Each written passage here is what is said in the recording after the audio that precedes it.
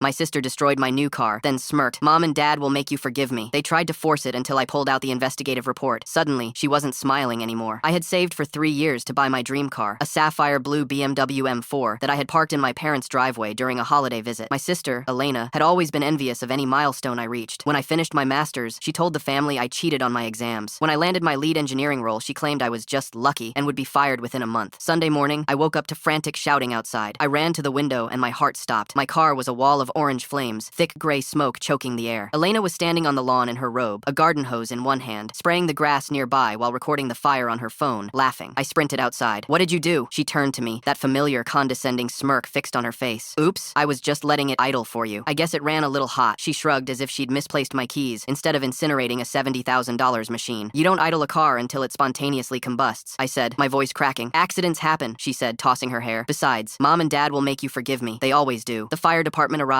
followed by the fire marshal. The insurance investigator came 4 days later. What he uncovered made me feel sick. Elena hadn't just let it idle. She had drained the oil, emptied the coolant, stuffed old rags into the intake manifold, and kept the engine pinned at the red line until it seized and caught fire. This was calculated destruction. That night, my parents called a family meeting. "We need to put this behind us," Mom said, her voice strained with artificial brightness. "Elena made a mistake." "A mistake?" I looked at them in disbelief. "She committed second-degree arson." Dad dismissed me with a wave. "Don't be dramatic. That's what insurance is for. Besides, you're always so obsessed with your possessions. Maybe this is a lesson in humility." "A lesson in humility," I repeated quietly. Elena leaned back in her chair, her smug grin widening. "Family first, something you've clearly forgotten. You need to forgive your sister," Mom said firmly. "We aren't leaving this table until you do." I pulled out my tablet and opened the investigator's final summary. "Before I do that, maybe Elena should take a look at the findings." Her smile flickered. "What is that?" I began reading. "Evidence of malicious intent includes the oil drain plug removed and found in the trash bin. The coolant reservoir was bone dry, despite no leaks in the hoses. Remnants of cotton towels were found fused to the engine block. Furthermore, the driveway security footage shows the perpetrator checking the engine temperature 10 times over a 60-minute period." The room went silent. "The insurance company has denied the claim," I continued, "and they are filing a referral for insurance fraud since you provided a signed statement claiming it was a mechanical failure." Elena's face went white. "You can't prove I did any of that." I turned the screen around, playing the high-definition footage of her expertly draining my fluids, checking her watch, going back inside for a snack, and returning to watch the hood start to smoke. The final clip showed her texting someone. "It's about to blow. Finally going to humble him. The police received this yesterday," I said calmly, "along with your cloud backups. Turns out you bragged to 3 different friends about how you were going to erase my ego." Mom grabbed the tablet, her hands shaking as she watched the video. Dad's face turned a deep shade of purple. "This is a felony," I said. "Arson, fraud, and grand larceny. The state is looking at 5 to 10 years. Elena started wailing, but they weren't tears of regret. They were tears of pure terror. "Mom, Dad, stop him. He has to stop this." I stood up. "You told me Mom and Dad would make me forgive you." I looked at my parents, who were staring at their daughter in utter horror. "But even they can't make the state prosecutor forgive you." I walked out, leaving Elena screaming and my parents sitting in the shadow of the truth.